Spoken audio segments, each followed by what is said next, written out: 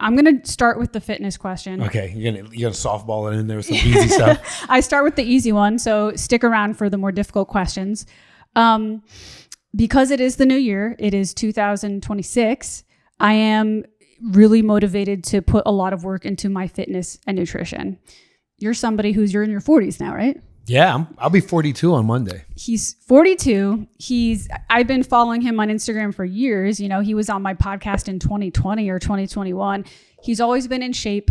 An in shape man in his 40s in Philadelphia is very rare. That's a rare find. That's a unicorn for sure. So if somebody came to you today, a younger man or a man your age struggling to stay consistent with their fitness, okay, what would you advise them? What has helped you stay consistent with your fitness and nutrition over the years? Oh, great question. Well, if someone asked me what's helped me stay motivated, I think like I'm not a still body. You know what I mean? Like I don't sit still very well. Yeah. As you'll probably see as I'm sitting here, I'm going to move around a lot of stuff.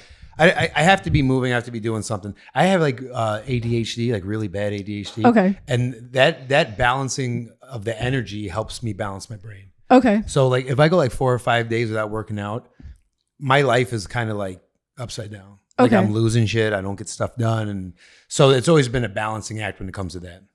We're going to ask me something? I was going to say, so if I'm understanding correctly, for you, it's not even a motivational thing. It's just something that your body needs to stay like normal. almost like a therapy. Yeah, exactly. To keep me balanced. Yeah, my wife's the same way. If we go a long enough time without training, and we met in a gym. I don't know if you know that. I do remember that. You told me on the first podcast. Some days I'll be like, hey, you need to go to the gym. Like we don't need to argue. You just need to go to the gym. And then, but it is a balancer because you live in a world where you receive a lot of stress. Right. You need an outlet. Some people make music. You make music, right? Some people make art. You make art as well. Yeah. Some people, most people have a release. Yeah.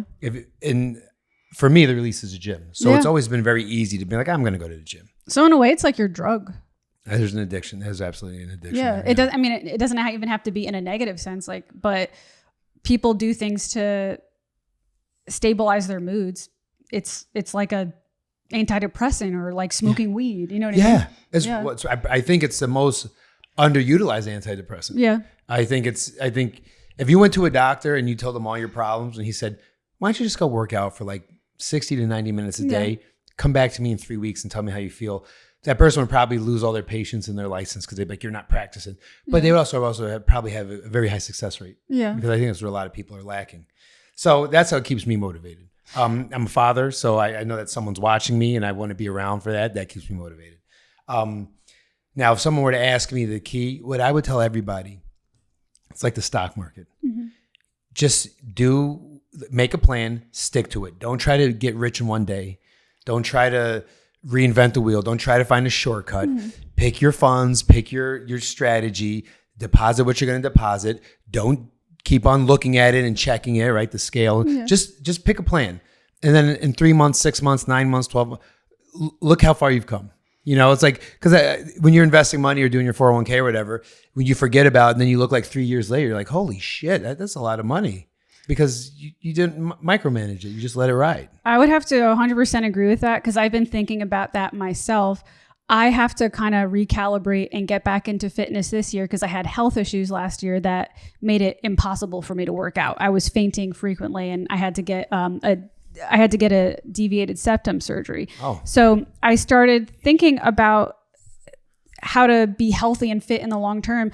And I kind of realized, to add on to what you said, it's a long game. It's not a short-term fix. So for me, my nutrition was everything last year. I couldn't get to the gym, but that didn't mean I just let myself fall apart and gain 100 pounds. It was like, okay, in this year's season of my fitness, I have to think long-term.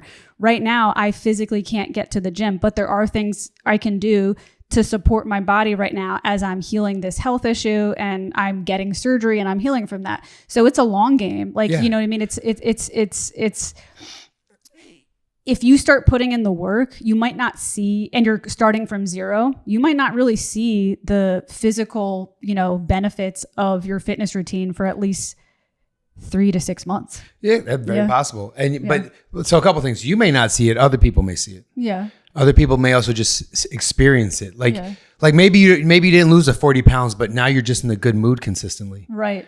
That's a fair exchange, right? That's pretty good. Now you're happy more. You're sleeping better. Like, okay, so there's some good stuff, but also like it is like I don't think it ever really starts and ends. Like for me, it doesn't really start and end. Like I gotta go, okay, January 1st or middle of the summer. It's just how I've committed to live my life. So, you know, and I also, you know, I do martial arts and mostly jujitsu and stuff like that. But that also is good because I'm in part of a community of people who are working and trying to get better at something. Yeah. And you don't walk in there to get in good shape. But if you go in there and you train consistently week after week, you're going to get in pretty decent shape. And I tried martial arts 2 years ago. Which one? My fitness regimen is just weightlifting solo, but I tried one in this area, not the one you go to. I don't want to name names because I'm going to insult it. But it's what not martial art was it? Jiu-jitsu? Was it Muay Thai? It was jiu-jitsu. Okay. Yeah, but it wasn't the one you go to. There's plenty in this area. There's probably one right there. The one I go to is right down the street. Yeah, so I went to another one. There's multiple down the street in this area. So I guess it's a trending thing, martial arts right now, but I couldn't last more than 3 sessions for multiple reasons. Hey guys, it's me, your host, Andrea Pranzatelli. If you enjoyed this clip today, please don't forget to hit subscribe. It is my dream to become a full-time podcaster, and your support helps more than you could possibly know. So again, hit that subscribe button to help me keep the momentum going on this channel. Also, for every single clip, there is a link in the description to the full episode if you would like to hear the full episode. And I also have a link to my Instagram below if you'd like to follow me on Instagram as well. So that's it. Have a good day, guys. Bye.